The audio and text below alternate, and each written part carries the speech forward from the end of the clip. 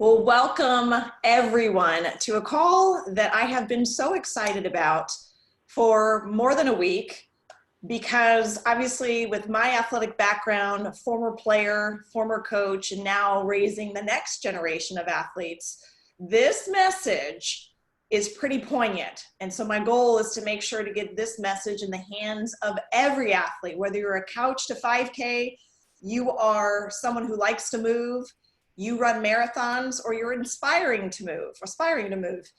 This is a fantastic way to become educated.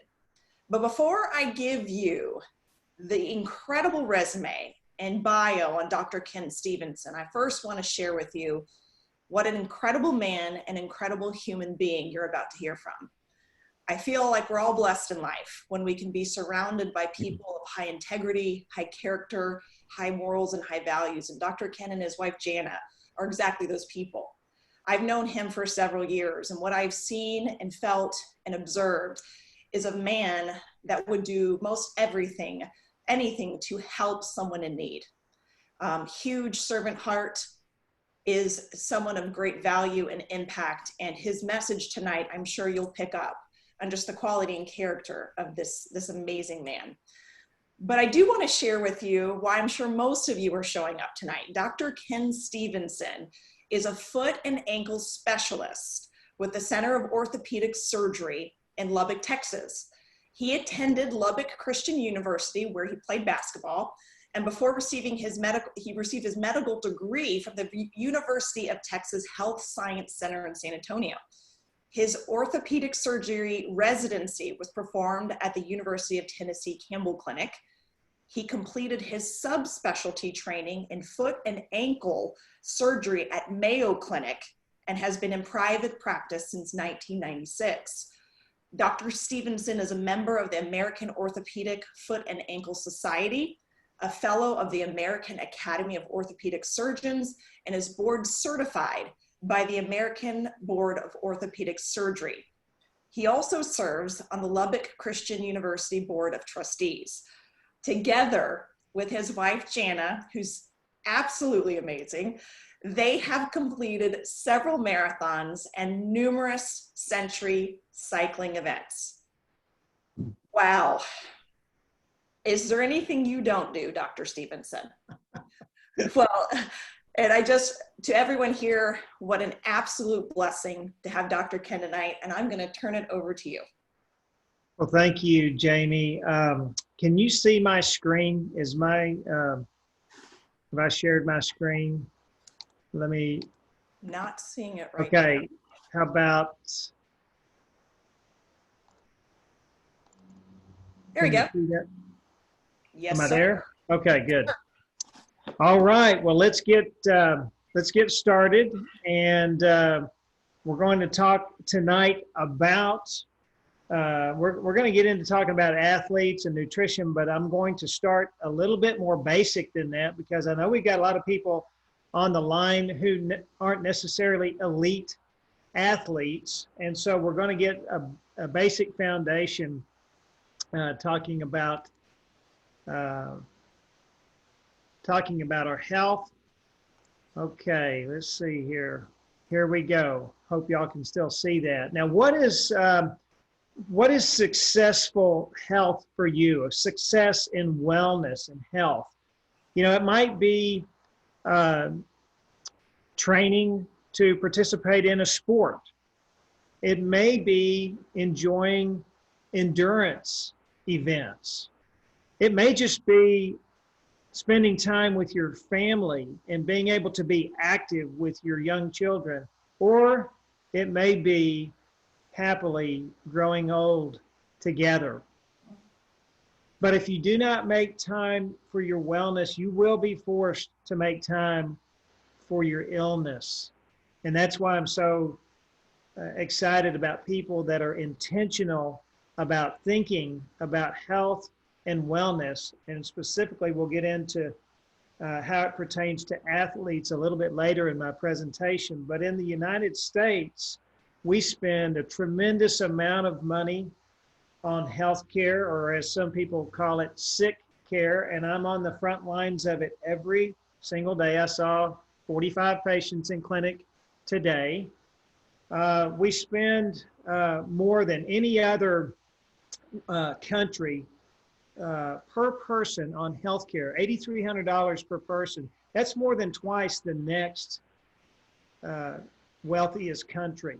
But we rank 28th in the world for life expectancy, and we have the lowest average life expectancy of rich countries. So we're spending a lot of money, we're not getting a lot in return. And these are the 10 leading causes of death: heart disease and cancer, accidents, chronic lower respiratory disease, such as COPD and emphysema, stroke and Alzheimer's, diabetes, infections like influenza, pneumonia, kidney disease, and suicide.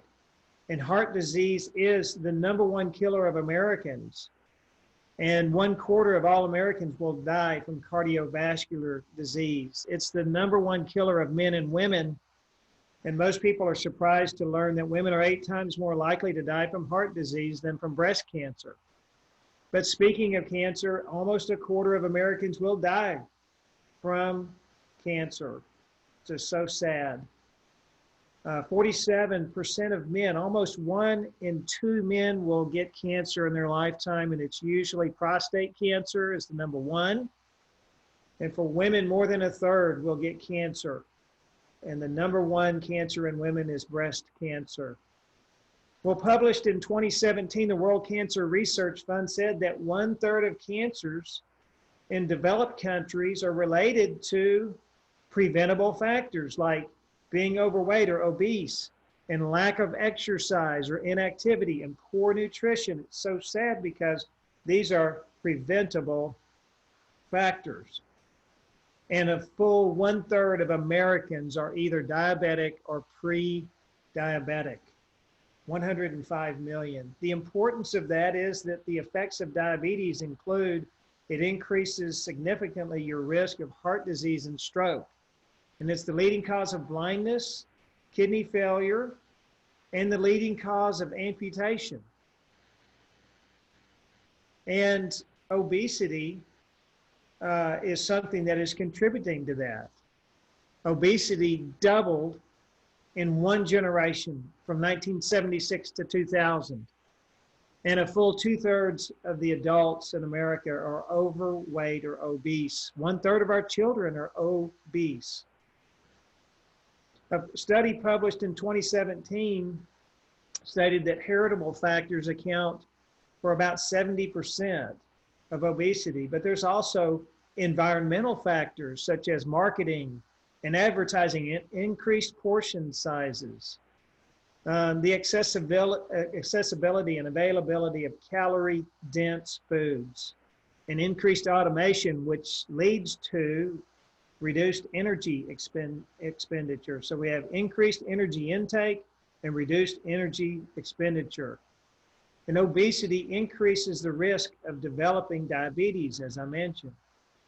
Matter of fact, there's a term that's been coined called diabesity because of the significant overlap between diabetes and obesity.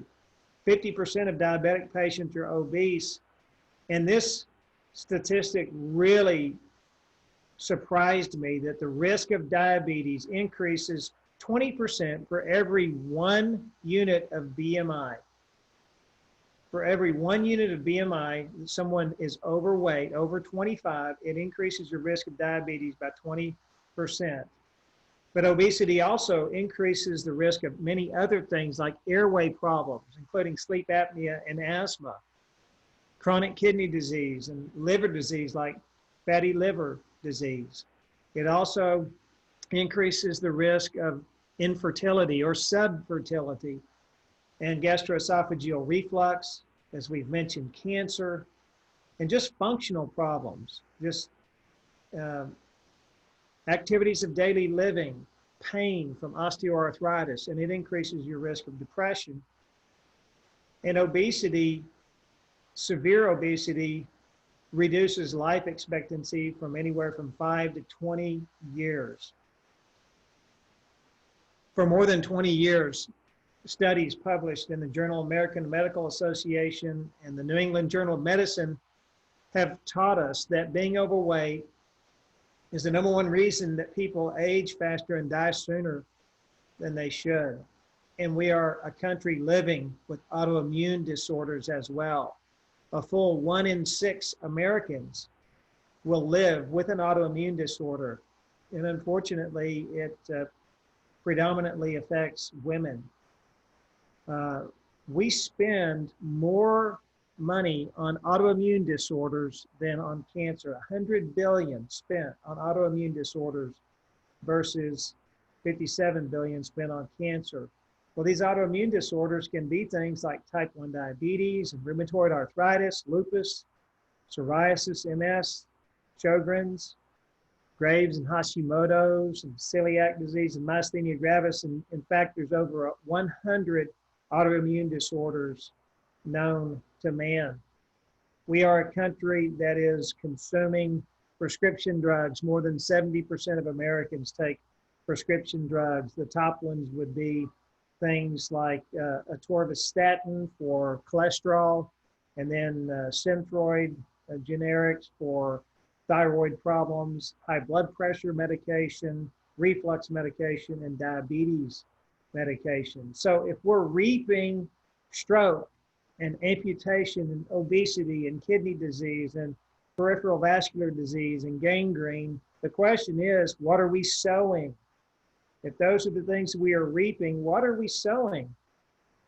David Katz from Yale University said this may be the first generation of children to have a shorter life expectancy than their parents, which is sad because Bill Sears, America's pediatrician, says that 75% of all chronic disease is preventable. You know, I've been thinking about recently, we've heard an awful lot about coronavirus. And of course, this is cold and flu season that we're in right now as well. We understand very well prevention when it comes to infectious diseases. Okay, so what kind of precautions are we taking during cold and flu season to prevent us from getting sick? Okay, we're washing our hands frequently. We're being careful with sneezing or blowing our nose. You know, we're always washing our hands before we eat. Okay, we understand prevention when it comes to infectious diseases, but the same thing is true with chronic diseases as well. They are preventable. But in Western medicine, we aren't very good at teaching prevention. We're better at prescriptions and procedures.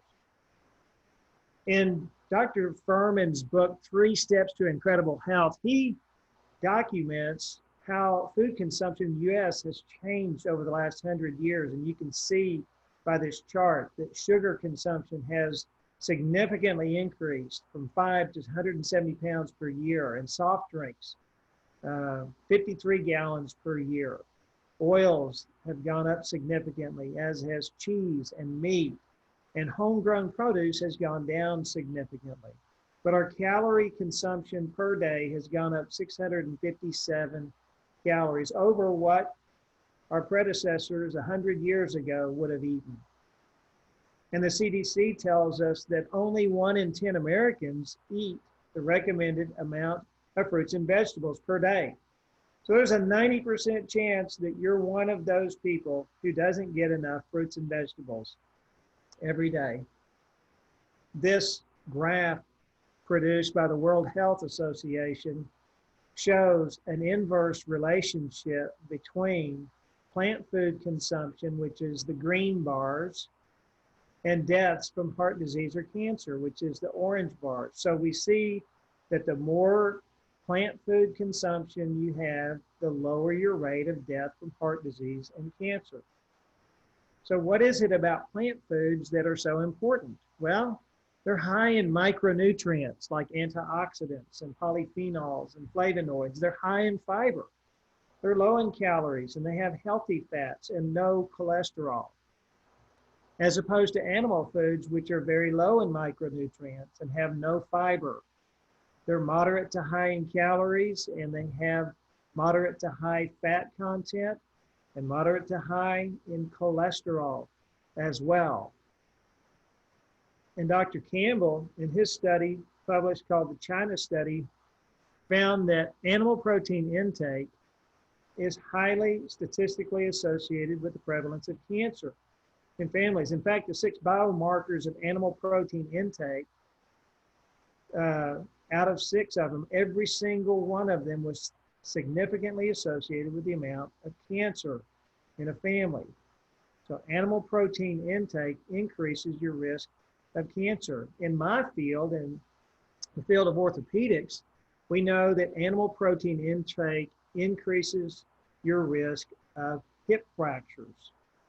So I'm quick to tell my patients now, if they want to do something to help prevent osteoporosis, consume more fruits and vegetables and whole grains. Speaking of exercise in Americans, a study published in 2018 kind of surprised me. It showed that 23% of US adults aged 18 to 64 met the guidelines for both aerobic and muscle strengthening activities in a 5-year period from 2010 to 2015. So that surprised me. I thought that was higher than what I would have anticipated, but it still means that over 75% of us are not getting the amount of aerobic and muscle strengthening exercises that are recommended. That's important because we know that inactivity produces inflammation. People that are sedentary and obese have 4 to 5 times the normal level of circulating inflammatory proteins. So if we reap a poor diet and inactivity and smoking, if we sow that, then we will reap heart disease and obesity and cancer and diabetes. So my question is, would you rather fight cancer or prevent it? Would you rather survive a heart attack or prevent it? Would you rather manage diabetes or prevent it? Well, I have a friend, a colleague that says, well, you just can't beat your genes. Well, I'm not so sure I agree with that. There's a saying that says a smart person learns from his mistakes and a wise person learns from the mistake of others. And our philosopher Will Rogers says, don't let yesterday take up too much of today. In other words, what has happened in the past, don't dwell on that too much, even whatever DNA you haven't inherited from your parents. And we'll talk about that more in the upcoming slides. But the question for you today is, where do you go? Like knowing what you know now, having inherited the DNA that you've inherited or the life that you've inherited, what do you do? Where do you go? Well, I want you to know that your DNA is not your destiny. And the study of epigenetics has proven to us that lifestyle can have a direct impact on whether certain genes are turned off or turned on. And Dr. Campbell says the genes that you inherit from your parents are not the most important factors in determining whether you fall prey to any of the 10 leading causes of death. CDC says that 7 in 10 leading causes of death in the U.S. are from chronic diseases, and that eating a diet rich in fruits and vegetables can reduce the risk of many of these leading causes of illness and death. We are missing out on the essential vitamins and minerals and fiber that fruits and vegetables provide.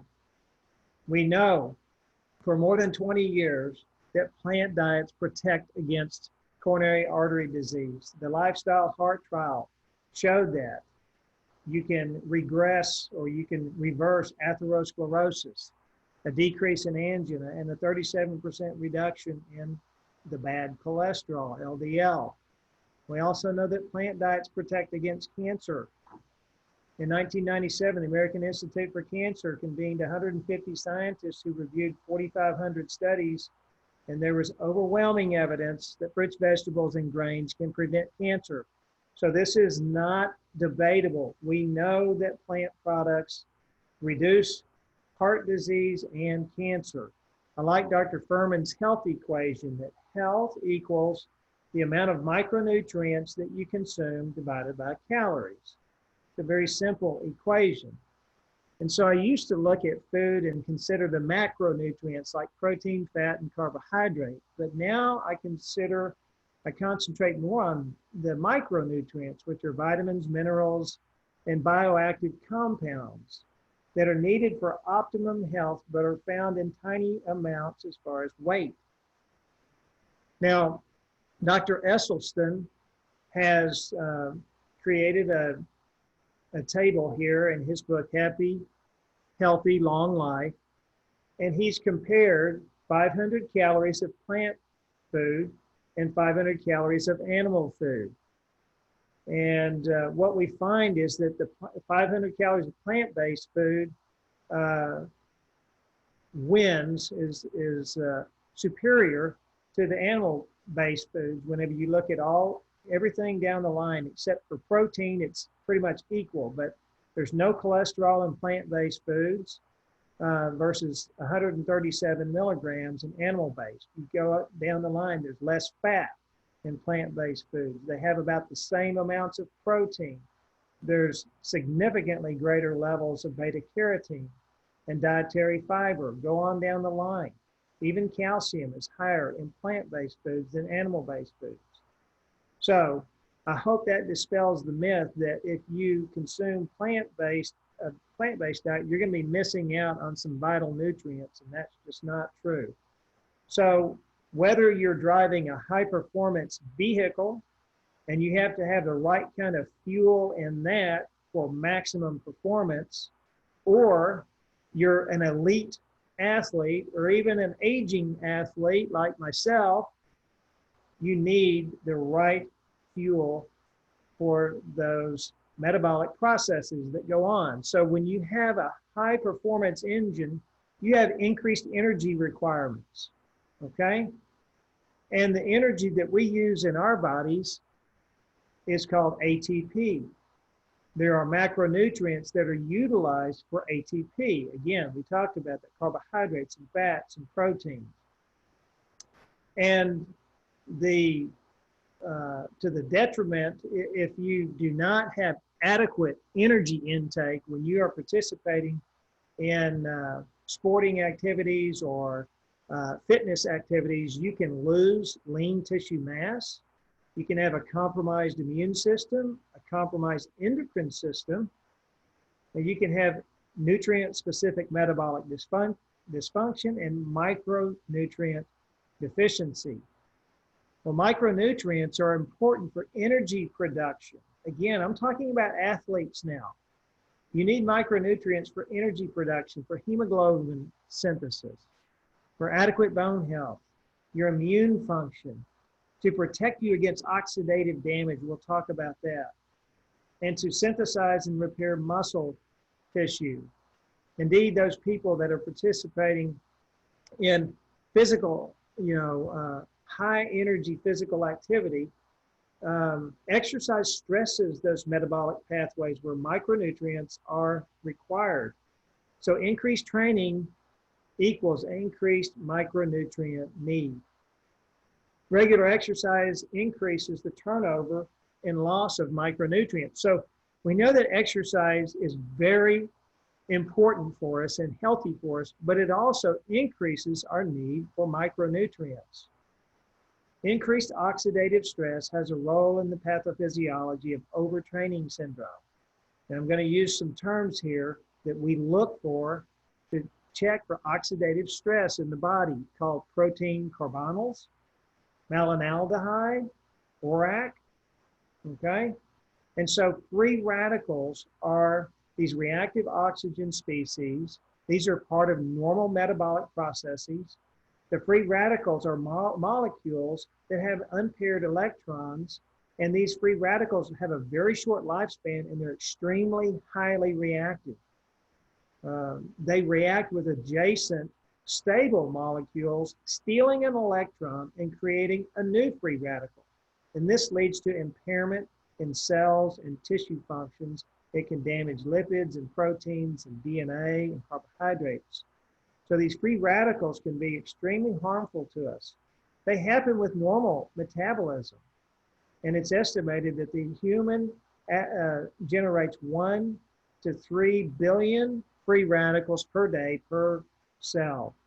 And we know that there's about 35 to 40 trillion cells in the human body. And that's why we were given antioxidants, which are micronutrients that have the ability to neutralize this oxidation. And the only significant source of exogenous antioxidants that's from outside of our body is from plant products, fruits and vegetables. So again, a diagram of a normal oxygen atom loses an electron, becomes a free radical, and the free radical wants to steal an electron from a healthy atom, which would cause dysfunction in it. But an antioxidant has extra electrons that it can give up without making itself unstable. That's how antioxidants neutralize the free radicals. So oxidative stress that occurs in athletes results in muscular oxidative damage, muscle soreness, loss of skeletal muscle force production, and impaired immunity. In fact, overtraining syndrome can result in neuroendocrine disorders, poor performance, inability to maintain training loads, fatigue, frequent illness, disturbed sleep, and alterations in mood. Athletes are at increased risk for illness because of significant amounts of oxygenation in their lungs, where you're breathing in so much more oxygen. And some of that air may be polluted. There's a lot of travel for athletes, poor hygiene. There's a lot of physiological stress and psychological stress, inadequate diet, and then poor sleep quality. All of these lead to suppressed immune function and make certain athletes more susceptible to illness and overtraining syndrome. So you can actually be fit and not healthy.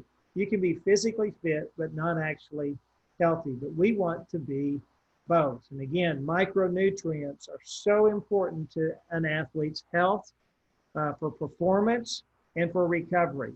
And when we're talking about micronutrients, again, we're talking about vitamins such as water-soluble and fat-soluble vitamins, minerals like macro and trace minerals, and phytonutrients. Did you know that most B vitamins act to help trigger important chemical reactions necessary for energy production and immune function and growth, and brain health and bone health and blood clotting? Phytonutrients are chemicals that are produced by plants, and they have antioxidant or anti-inflammatory properties. They enhance immunity, repair DNA, detoxify carcinogens, and these are some examples: carotenoids and tocopherols and polyphenols and resveratrol. Now, the CDC says that the average fruit and vegetable intake should be about 2 cups of fruits and 2 cups of fruits and 3 cups of vegetables. So a cup is about a serving is a half of a cup. So you can see that people that have average daily activity should be getting about 10 servings of fruits and vegetables per day, but only about 10% of us meet that requirement. So I'm going back to Dr. Furman's health equation, that health equals micronutrients divided by calories, and that's where I want to start talking about Juice Plus, because Juice Plus is a nutritional product made up of whole food, more than 30 different whole foods found in these 3 blends here. We think of it as a salad bar in a capsule. But before you take something like a supplement, wouldn't you want to know if it's pure? Does it get absorbed, or does it do good things to the body when it does get absorbed? I propose to you that eating an apple with all of these nutrients that are in an apple are better than taking a multivitamin, okay? So what is it that sets Juice Plus apart from a multivitamin? Well, it's a whole food nutritional product. So instead of eating that apple, if you put that apple into a grinder and broke it down and then evaporated the water content, you'd still have all the nutrients that were in that apple. And that's how Juice Plus is made. So it has a nutrition label, not a supplement label on it.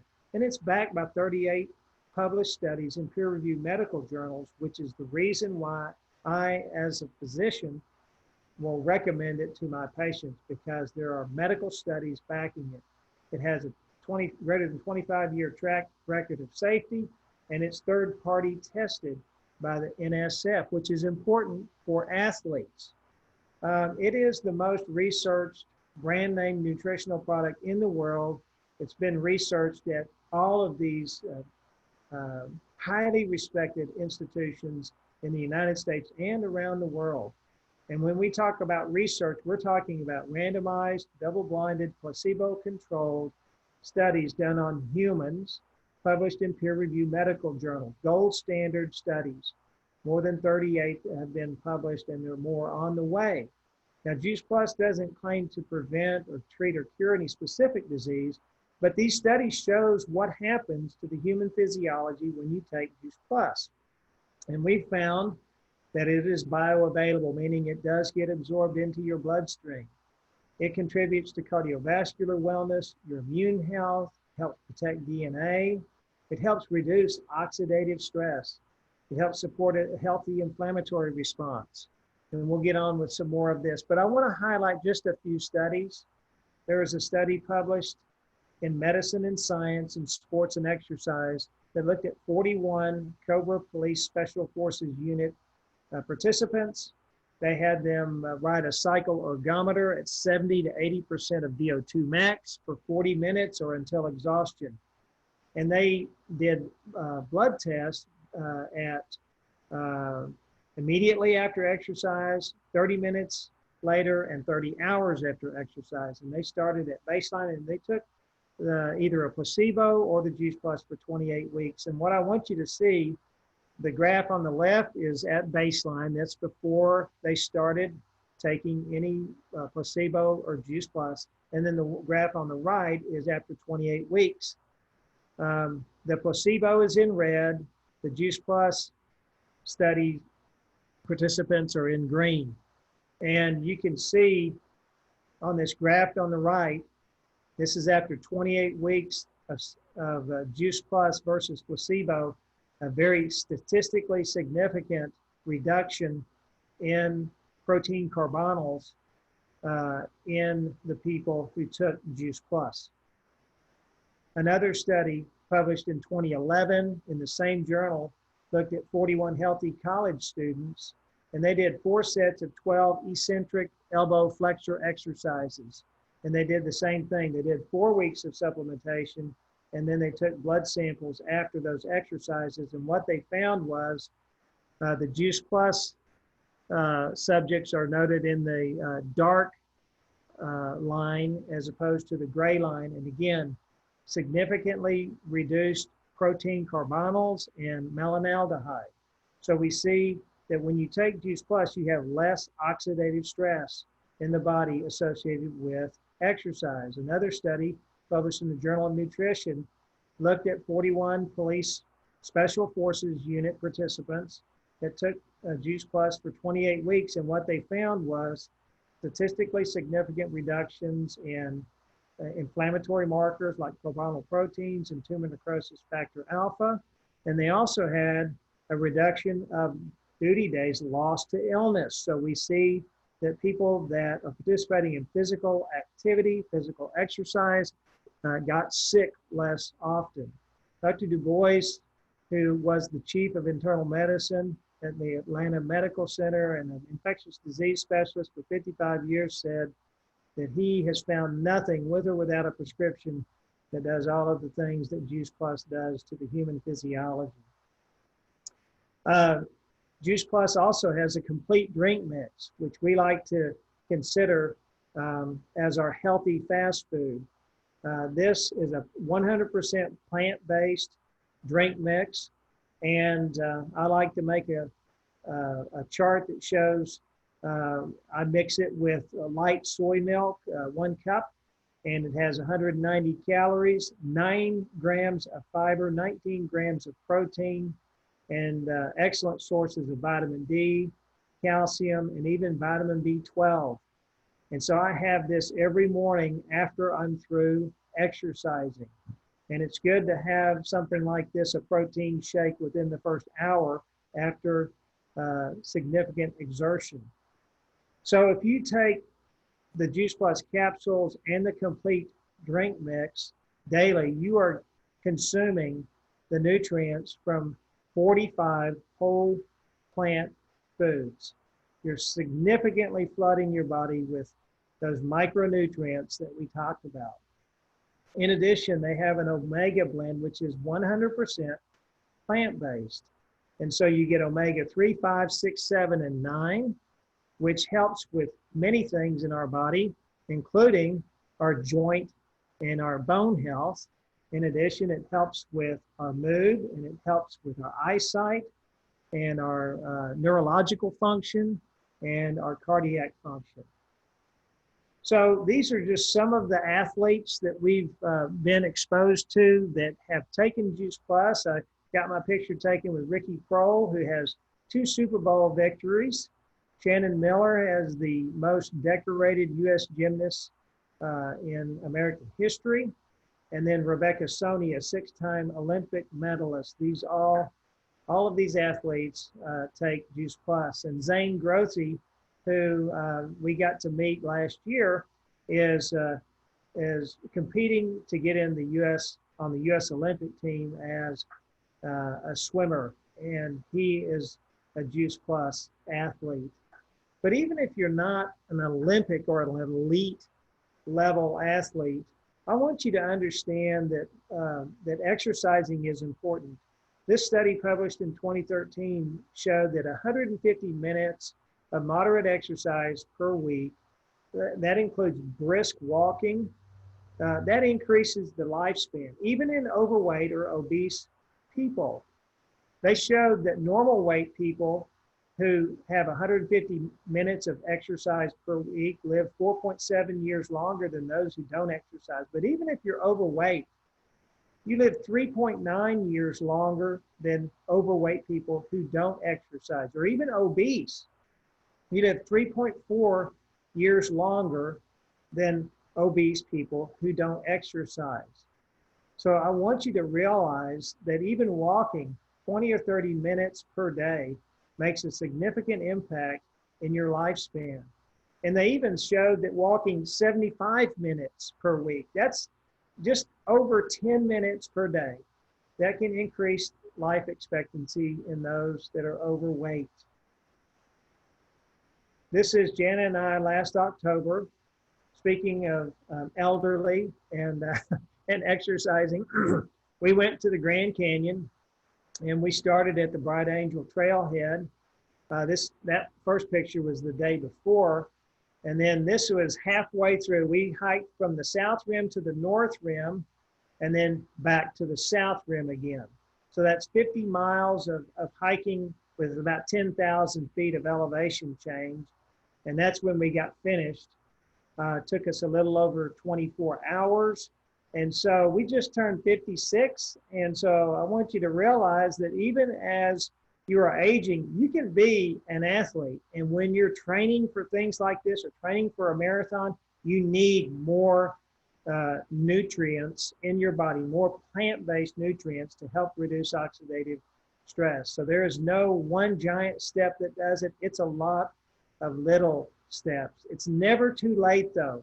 If you think it's too late, I want you to realize that the human body makes 200 billion cells every single day. So each day you can start today putting better nutrition in your body so that your cells that are created in a month or 2 months or 3 months from now are going to be healthier than the ones that you have now. So we want you to be fit and healthy, physically fit and healthy. And the thing that I've observed when you start living like this is that you influence your friends and family to do the same. So please don't put your head in the sand. This is not a practice exam. This is the final exam. You only have one body to live in, so take care of it. Thank you very much. Wow. Dr. Ken, I'm going to tell you right now, pages and pages of notes. How many of you would agree? Those are, I'm getting text messages from so many people saying this content is so important. And I will share with you, as a former athlete, I wished I had this information 30 years ago. But the great news is I will be sharing this with my children. And my hope and prayer for each of you is that you will hear this message and you will share it, because it is a message that absolutely needs to be told. Thank you for your time, your wisdom, and your knowledge in pouring into this amazing community. Dr. Ken, we really appreciate it. So if everybody would like to unmute themselves and say a special thank you to Dr. Ken Stevenson